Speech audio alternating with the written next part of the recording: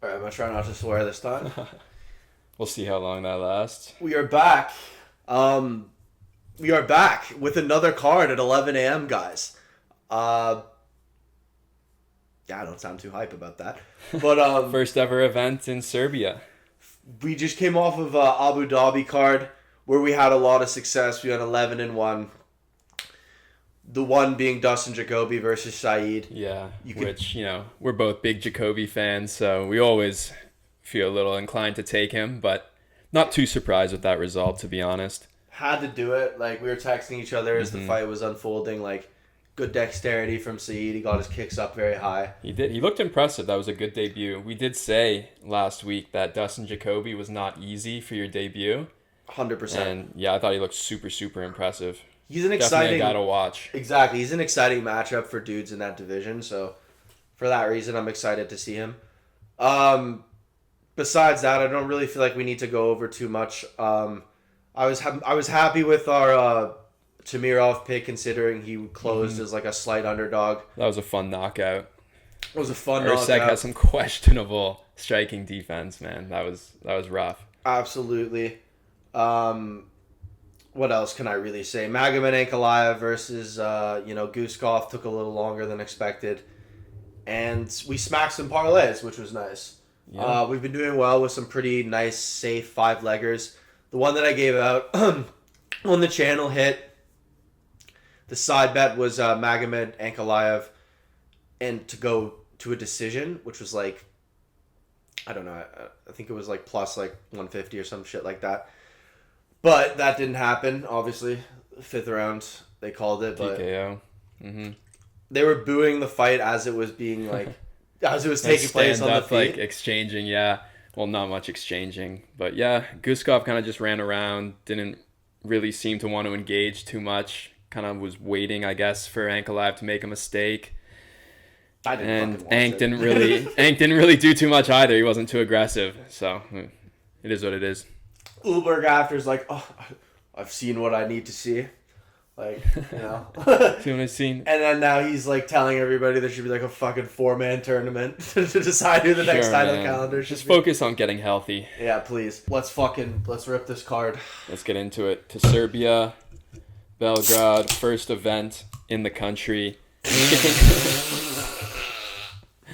We got a great card. I think that we did. Sums it up also, well. we predicted the main event for fucking UFC Edmonton. I don't know if we did that on the channel. We probably joked about it. No, we didn't. We just talked about it. But Buckley him a lot. I fucking said it, right?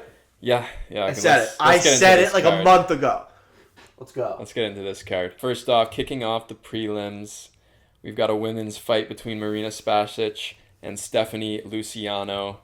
I don't think much needs to be said about this fight. I'm going to go with... Luciano's just going to grapple her and probably control her to a decision. Absolutely. I don't think, Better strength Marina of doesn't schedule. have too much, yeah. She's a better fighter all around. For this fight, I agree. I don't really feel like I need to spend too much time on it.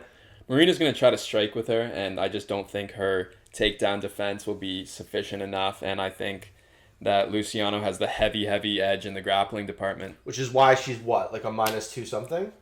Yeah, Luciano's a -280 favorite, and Spasić is a +230 underdog. Yeah. Not really much value in the fight from a, betting perspective. If you guys have any props for the fight, I guess she's potentially live for a sub. But I do think she'll predominantly control her and beat her up. I see a decision. Yeah, it's not gonna be fun. It's not gonna be too great. Kicking off the card for us. Okay.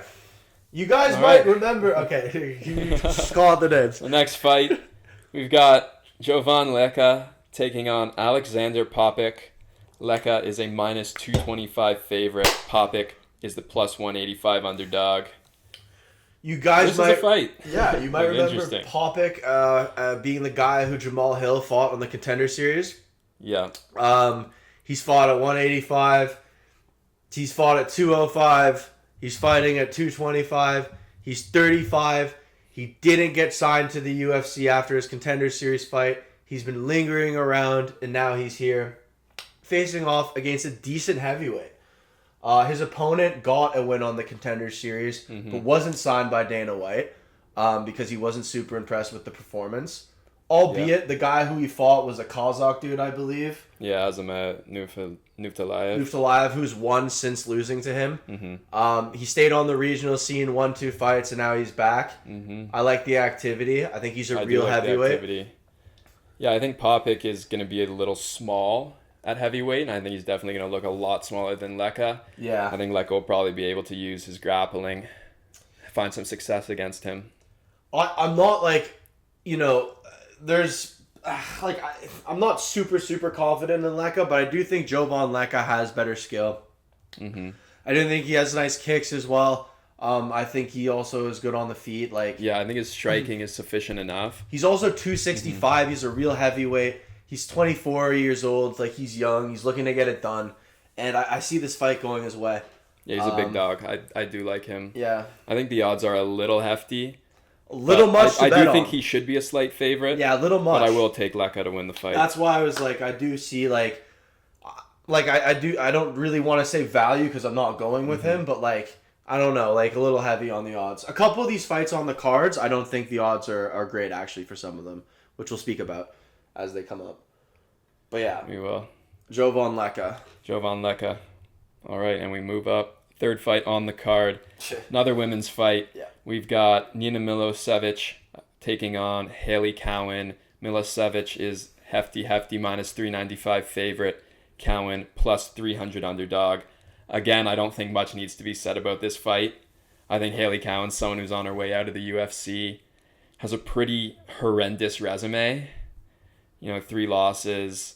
She's just not UFC talent. And I wouldn't be surprised if she gets cut after this. I think Milošević could probably sub her, if we're being honest. The former IFL champ, Nina, I've watched her fight, some of her footage. She's a little less impressive than I honestly thought just by her record. And if you look at the girls who she's fought, I would look at their records too because they're not great leading up into her UFC debut. It gets worse as you go down the list. She's fought girls making her debut. More recently, she's fought more decent competition in terms of the records, but she doesn't have many fights. She doesn't have She's many fights. She's only 8-1. She is only 8-1, and she has a good all around. Very raw prospect for sure. Good all around base. She has good striking. She has good jiu-jitsu. I think she has a good all around game. I think her opponent, the only thing is I don't like the odds for this fight. It's too much for a girl making her debut. Well, I think her opponent fucking sucks. She still went the distance with Jamie Lynn Horth, who's a tough bitch. She's still, who else did she fight? Nora Cornhole, where she took the first round off of her on verdict. And I remember watching that fight until she got subbed, which is a big no-no. You're getting subbed by Nora Cornhole. Cornhole is a Muay Thai girl. Yeah. So you're kind of fucked. She sucks. I just think that, the odds don't reflect. It's stupid. No, Minus 400? Come on, bro. This girl Nina's still very much an unknown, yeah. But exactly. I do think she's gonna win. She hasn't fought anybody. She has only 8-1. Hasn't really fought any names. You're right. A lot of people making their debuts, but I do think that they're giving her Hailey Cowan for a reason. She sucks. They want to develop her, bring her along slowly here because she is still prospect. Very raw, like you were saying. Yeah. She is a raw prospect. She's only 29. Which is in terms of competition, she hasn't fought shit though. Yeah, 100%. Especially when it comes to chicks. She's fought no one. Yeah, no debate. Yeah, no debate there. We'll be taking her. I wouldn't be surprised if she got a finish. Decision, man. But I'm going with the over 2.5. 30-27 decision I could see. Yeah. I'm just not too impressed by Hailey. No, I'll end the fight with this remark. She was signed after losing on the Contender Series. Which I was talking to about Harrison before we filmed this, and she lost a very not good fight where it wasn't fun. She didn't necessarily look good in terms of what she was offering in the fight. And then Dana, when gets asked why he signed her, he's like, oh, she's got it. She's got something. She's blonde and she's decent looking for a women's MMA fighter. Moving up. All right, next fight on the card, we go to the lightweight division. We've got Mateusz Rębecki taking on Kal Prepolec. Prepolec plus 280 underdog. Rębecki minus 350 favorite. Harrison, what do you... we're going with Rębecki. Yeah, I'm going to go with Rębecki. I think Rębecki, my big problem with him is that he gasses. And he has the caveman fight IQ. He does have caveman fight IQ. He's going to rush in there swinging. He kind of throws with no regard, but I do think he has finishing power and finishing ability within that first round, maybe round and a half before he gasses. And I don't think Prepolec is good enough to withstand that until he gasses. I think Prepolec's definitely live to be finished. He's taken like I like Mateusz Rębecki. He's always game. Like he's good boxing in the pocket. Like he has shit fight IQ. When I say that, I mean like if you look at his last fight versus Grant Dawson, he knocks him down and then he goes to fucking grapple with Grant Dawson. Yeah. Which like why would you do that? And I picked Grant Dawson in that right fight. At the end of the third round like, too. Crazy, just man. Ridiculously crazy bad fight IQ. But he has a win against Mixtebek Orablai, like which is aged extremely well, honestly. Like, he is always in fights where he, like, looks good in moments, and then he kind of drops the ball. Like, he always has moments in his fights. He does. He's got a lot of scar tissue, but, man, Prepolec hasn't had a good run of it in the UFC. He's very awkward with his striking. Benoit Saint-Denis is good competition. Like, it took Drew Dober's tough, too, but... And he was looking good. I believe he took a round actually off of Drew Dober going into the third. But it did also feel inevitable in that fight that he was going to get finished at some point. He was getting hit up a lot. He's very slow. Like, he's very... I wouldn't be surprised, though, if this ends up being, like, a decent scrap. Like, if they end up actually getting, like, into us, like you see... Because the longer the fight goes, Rębecki starts gassing, and you're like... He starts making some dumb decisions, and you just never know where it could go. It could be like a 3-round war. You might just see another side to Prepolec in this fight. A lot of damage to both sides. Could be exciting. I think so. I think it's potential for one of the bonuses for the card. 100%. I think I want to roll with Rębecki, though. The odds are a lot again. But I picked against him in his last couple. Yeah, I wouldn't be surprised if he got a finish. Me neither. At some point in the second round, maybe. I think it'll be a fun fight. All right. Oh man, now we're getting to like some fades. Like guys, these are some like absolute fades, bro. Here. We move up featherweight division. We got Bogdan Grad taking on Denis Buzukja. Grad minus 190 favorite. Yeah, Buzukja plus 160 underdog. Bogdan Grad's also not looked great, to be fair, but I do think he should win this fight based off of his skill set. I'm not like insanely confident in it. But no, neither am I, but... Like Luke Riley getting knocked out by Luke Riley. Luke Riley's not bad, though. He's very good. He just had a very good performance. Like, he's looked better. I think he can maybe use his grappling a bit against Denis.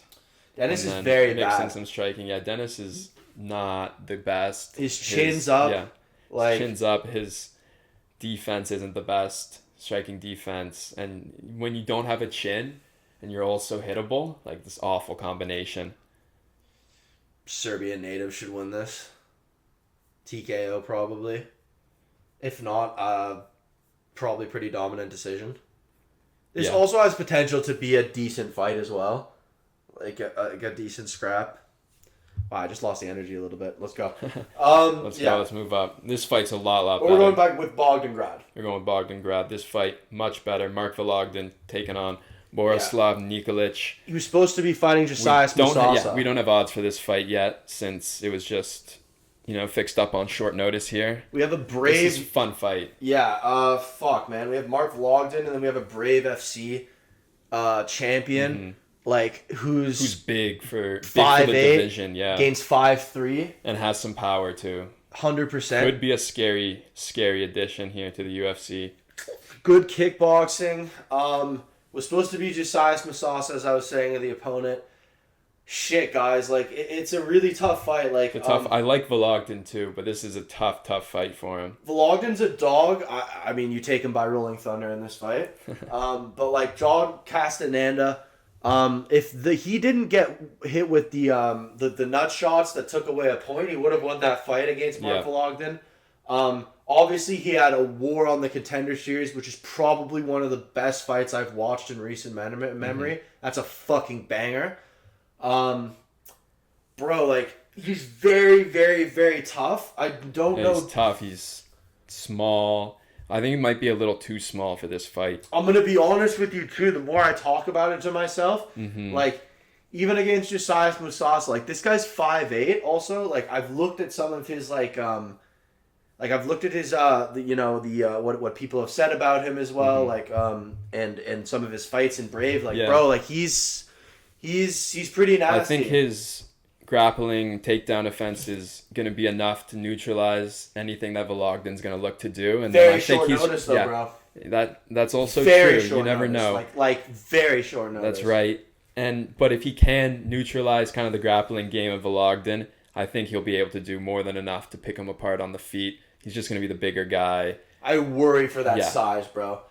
I think that like a lot of people I know are going with Mark Vologdin, or just people that I've talked to about this fight. Like he's such a dog, and he is definitely live for a TKO in this fight. This fight is live to be fight of the night, I think, potentially. Yep, I would agree with that. Fucking like Mark Vologdin's always in bangers, but I'm very worried for this fight, and I actually like our pick with the late notice step in.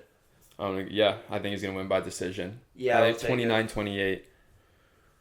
This next one is going to be a little lopsided as well, I think. Got they Michael don't like Oliveira. They don't like Oban Elliott taking anymore, on bro. Oban Elliott. Yeah, this might be it for Elliott, unfortunately. They stopped enjoying him, man. They're just giving him the wrong matchups, bro. The odds show it. He's a minus 330 favorite. Yeah, Oban Elliott's a plus 270 underdog. Like, people, like, I suggest you look up Michael Oliveira for this fight and just look at some footage of this dude if you haven't, because, bro, he's got the touch of death. When you look at some of the guys, like, I don't know, like, try and think of guys, like, in the division, like, Damian Pinos recently has been a guy who, like, when he hits you, like, you kind of just go out, like, that's someone, I guess, who I would say is similar to this. Like, when he fucking touches you, bro, like, you're going out. And he has a huge reach advantage in this fight. 78.5 inches to 72 inches. It's big. Oban's definitely not going to be looking to strike with your boy. No, he's going to try to grapple, obviously, and try to wrestle him, but I think there's just no way. Michael Oliveira is going to, I think, have enough to keep him at range. And Oban Elliott's going to be a little cautious trying to enter because he knows Oliveira has power. He knocks out everybody almost. Obviously, you have to go to the strength of schedule, but like to some extent. But like at the same time, like if you look at some of the guys who he's actually fought, like some of the guys who Michael Oliveira has fought have been around like professional MMA and are actually not that bad. First 3 or 4 are actually not that bad. Anyways, but from what I've seen from him, he's gonna beat the crap out of Oban Elliott. He's gonna TKO him, bro. Yeah, Oban Elliott's another guy who's probably on his way out the door. They'll give him one more after this because he's but like they aren't doing him any favors. Definitely not with his last 3. Like no, this is crazy. A tough matchmaking. Absolutely. Yeah, right. Picked against him, I think, twice. So will be 3 picking against him again, yeah. I like it. Oliveira. Oh, this is a tough one. Lightweight fight. We've got Ludovic Klein taking on Tofiq Musayev. Klein is a minus 210 favorite.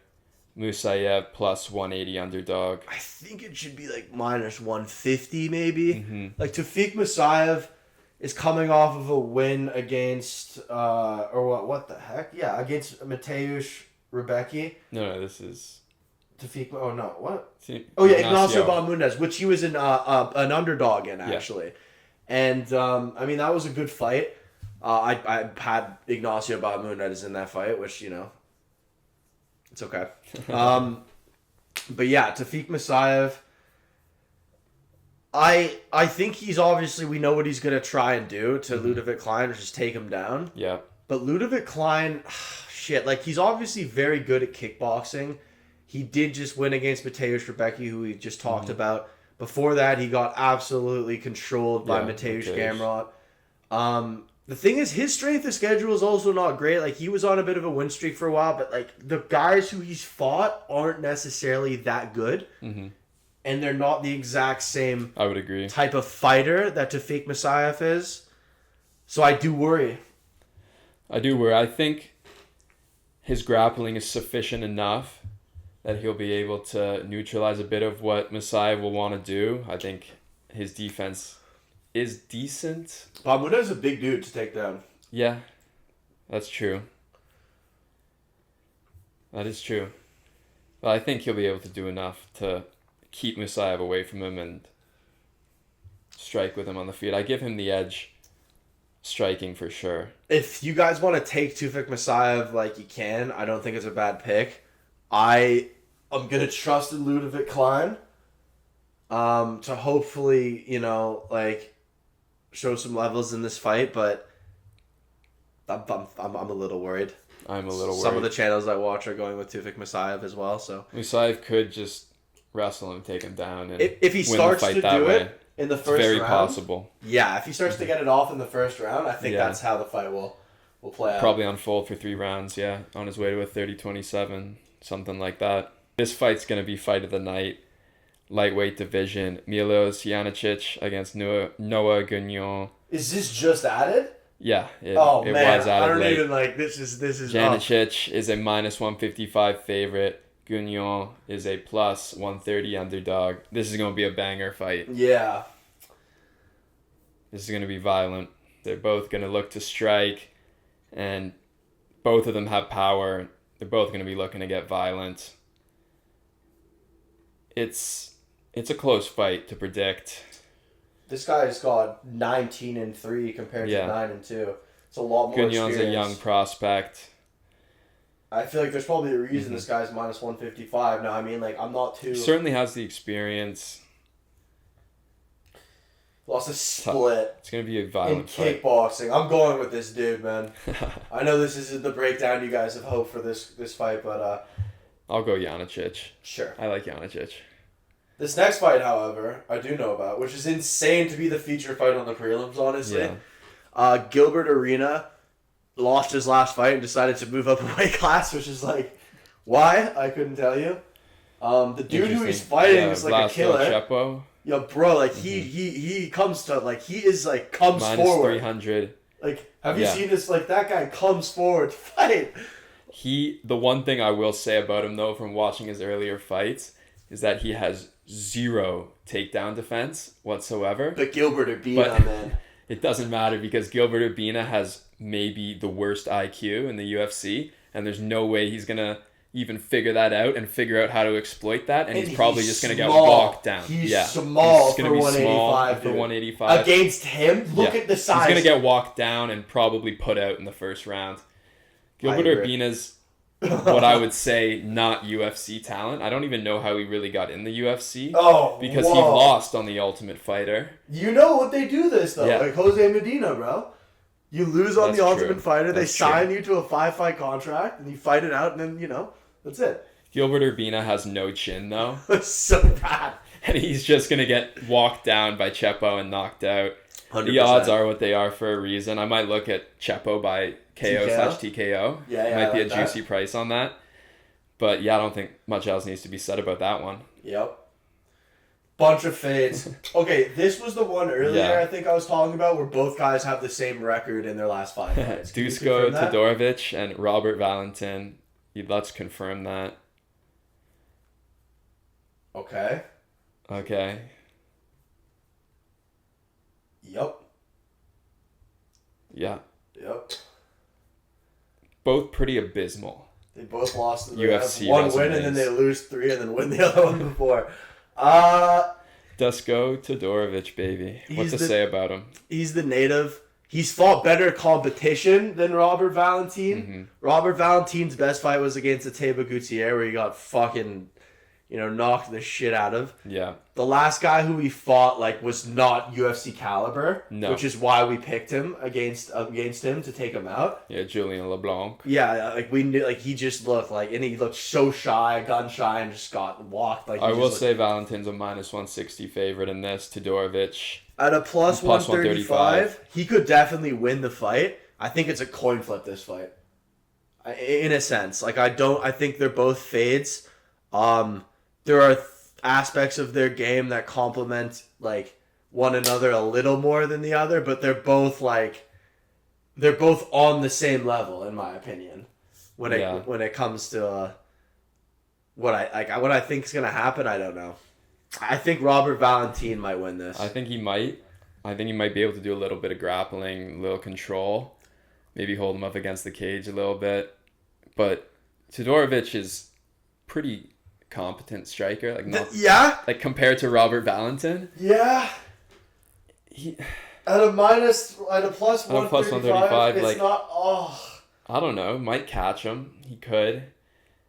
I know what's gonna happen. He's like Valentin's probably gonna get hit, and then he's just gonna go and hold him up against the cage for a little bit, and then break, and they'll have like another sort of mid-striking exchange, and then like they'll kind of repeat that for 3 rounds. Go to Dusko's record for a second. Zach Reese, Mansour Abdul Malik, and Christian Leroy Duncan, and go to that's a strength of schedule. And then you got a Tama Gutierrez, a split with Torres Finney, and you got grounded pound by Ryan Loder. Oh, shit. Do you want to take Dusko as an underdog? I'm not going to. No, I'm going to take Robert Valentin. I think it's just the safer pick. Yeah, I think it's a safer pick, but they're both fades, so I'm not confident. They are both fades. This next one isn't any better. Better decision of Zachary Reese isn't great, but it's okay. Anyways. Heavyweight fight. We've got Marcin Tybura taking on Alexander Rakic, who's moving up. Tybura's a plus 255 underdog. Rakic minus 310. All right. I will just say first off, I think Rakic will look good at heavyweight.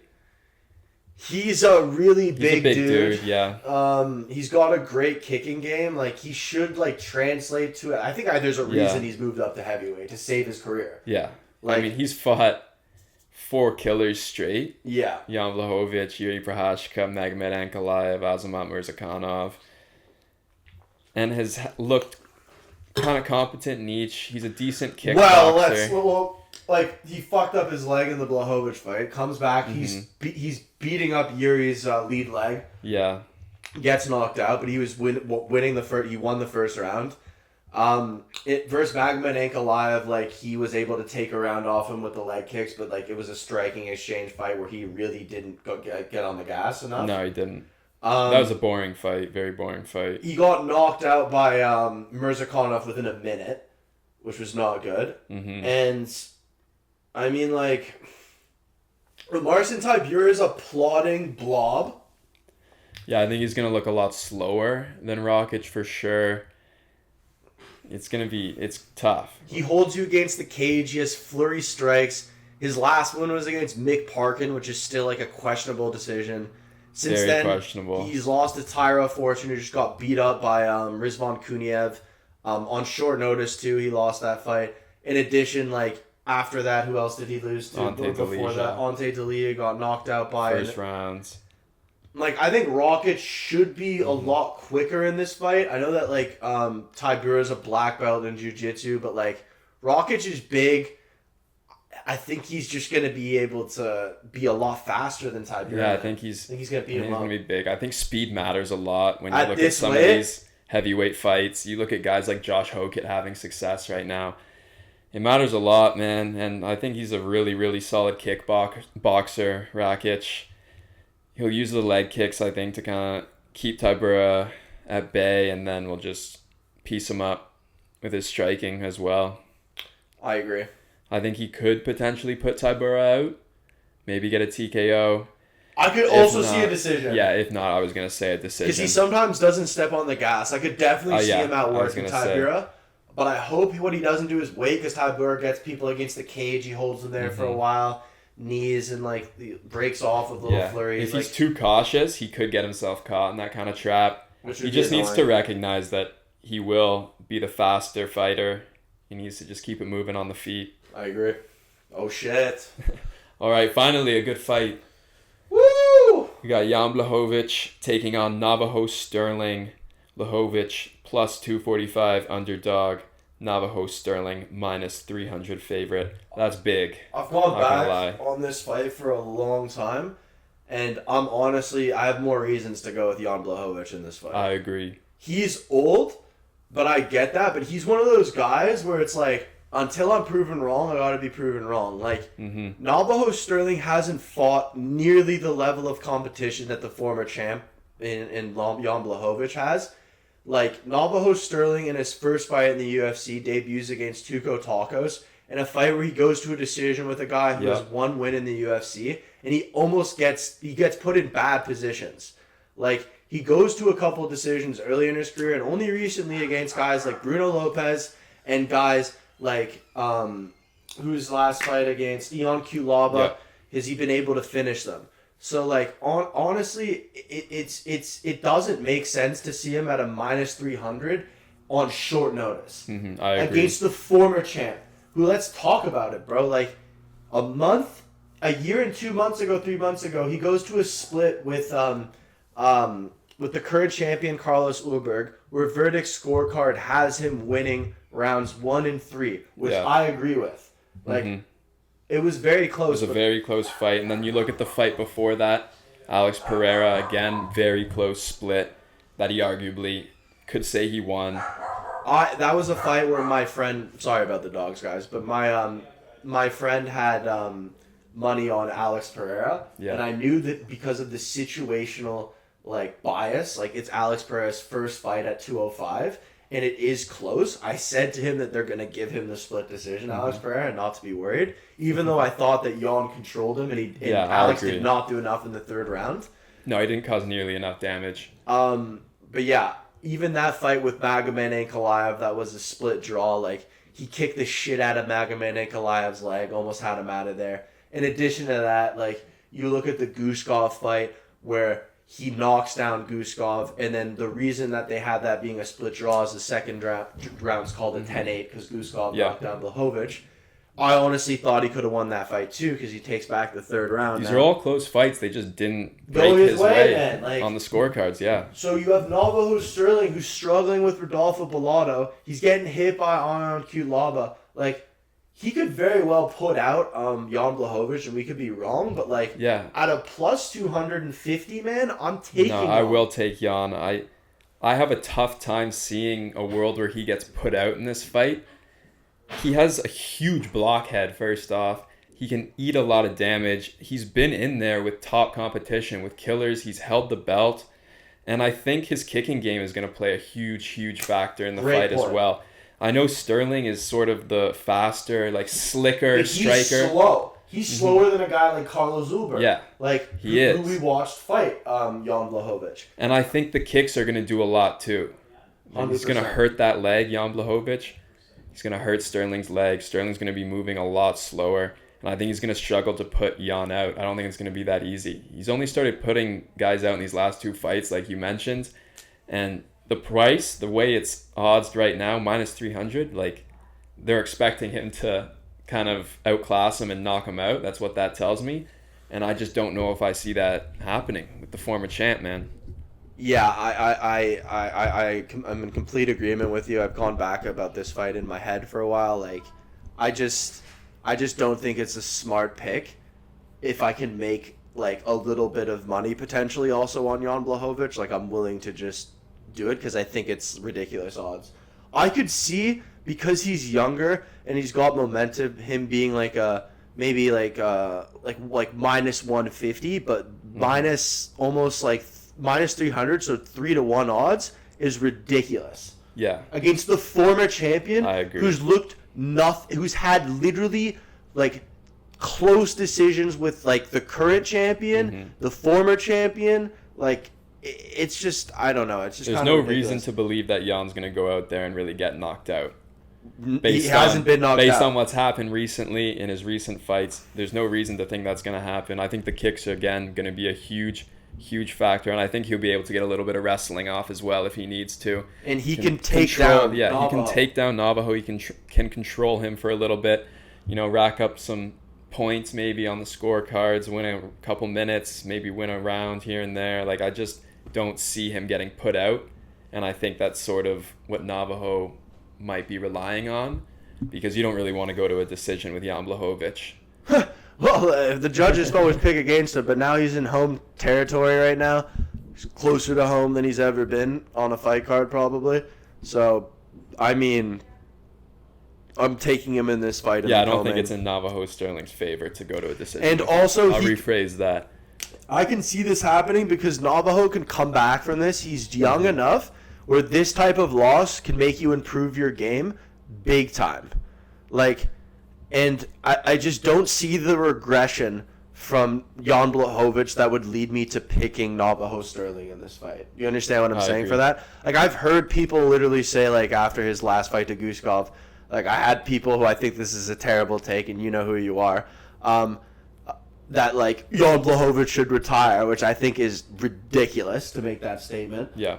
But yeah, like, there's just nothing that leads you to believe that he's slowing down, so I'm not gonna take No, I won't believe it until I see it. Like you said, until he gets knocked out, I'm not gonna pick that. I'd be happy to outcome. see it though. Like, if Navajo wants to be the next guy, like, that's cool. It'd be cool. I wouldn't oppose to it. Light heavyweight could use Use some spice right now, because, you know, I think it's a little stale at the top. We got Paulo Costa pretty much as a number one contender almost. But, yeah, you know, coming off of one we can win talk at about the that weight later. class. Like, that's ridiculous. He's part of that 4-man tournament. Interesting. Very interesting division right now. Yeah, I'll fight Yuri for the interim. Our main event of the evening, welterweight fight between Uros Medic and Daniel Rodriguez, fresh out of prison. D-Rod, he's the plus 265 underdog, and Uros Medic is a minus 330 favorite on home soil. D-Rod, you know, we're not going to go over his prison sentence, but, like, his last win was against Kevin Holland in a pretty back-and-forth fight. You know, he went on a 3-fight losing streak, and then he came back, and I think now he's on a 3-fight win streak. Yeah, Alex Morano, Santiago Ponzinibbio, who we just saw not look great this past weekend. He retired, right? That was it? Yeah. Did he? Maybe not. I don't know. He should retire. Yeah. He didn't look good. That was a poor fight this past weekend. And then Kevin Holland, very back and forth decision. And then before that, he lost to Kevin Gastelum, Ian Machado Gary, and Neil Magny. Got subbed up by Neil Magny, or is it a split? It was, he got subbed up. Yeah, subbed up, and he was out striking him, I believe. Yep. You know, Ian Gary is Ian Gary. And the fight with, honestly, Kelvin Gastelum, he could have won. He outstruck him in that fight. Kelvin did nothing but do nothing with his takedowns. Bro, like, D-Rod's kind of nice. Like, he's got crisp boxing. Like, he's always been a guy who's kind of flown under the radar. That's right. Yeah, I agree. The boxing is crisp. But Uros Medic is... I think he's just going to look slower than Uros Medic. And I think they're both going to look to predominantly strike with each other in this fight. Yeah. And he doesn't have to worry about, like D-Rod will be willing to strike with Medic. And I think he's just going to look a step behind in terms of the speed and the movement. Myktabek Orbla. I was just looking at that fight because he took the fight, Uros took the fight against Myktabek on short notice. Yeah. And we know what Myktabek Orbla is now. I think Harrison's dead on. I also think, like, now he has a lot of momentum, too. Like, it is his fucking time. Yeah, obviously it's possible that he could get caught by a big shot. Yeah, damage. I think he could get hit with D-Rod some might stuff. have some moments for sure. I think overall, though, Uros will do enough to win minutes. I think he'll probably cause more damage.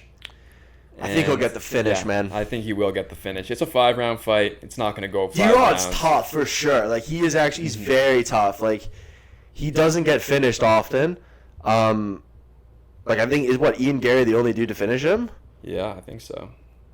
Yeah, like, he's really tough, as I said. Like, this guy's, you know, he's got a bunch of face tats. But, he's fresh out of prison. Fresh out of prison. He's been eating a bunch of beans and whatever he's been saying. Like, when he was in there, like... But look, I think this is a fight where speed will matter. And we saw how Uros Medic looked against Jeff Neal. Who was fast, bro. You know, Jeff Neal looked a lot slower in the striking in that fight. And I think this fight's going to look a lot similar. He's got power, too. Like, I like the Muslim Salikov knockout when Muslim was on juice, because we all know that that 40-year-old dude is taking juice. Also picked Medic to lose to him, so it was, you know... Regardless, yeah, I think he's looking at, like, a second-round TKO, maybe third. But, like, I don't think the fight will go the distance. No. I see him getting the TKO. I see him getting the TKO as well. I'll go with second round. Early second round. I think he puts him out. I like it. We got Uros Medic at a, what is he, minus, like, 350 or something? 330 favorite. Nice, close. Yeah, I mean, we'll come out like it. with the graphics and like the parlays and shit, but like we'll pump something up that's good and safe for you guys, and we'll hopefully make some money this weekend. No, we will make some money this weekend, and we will have another successful card. Yeah, we will have another successful card. We're keeping it rolling.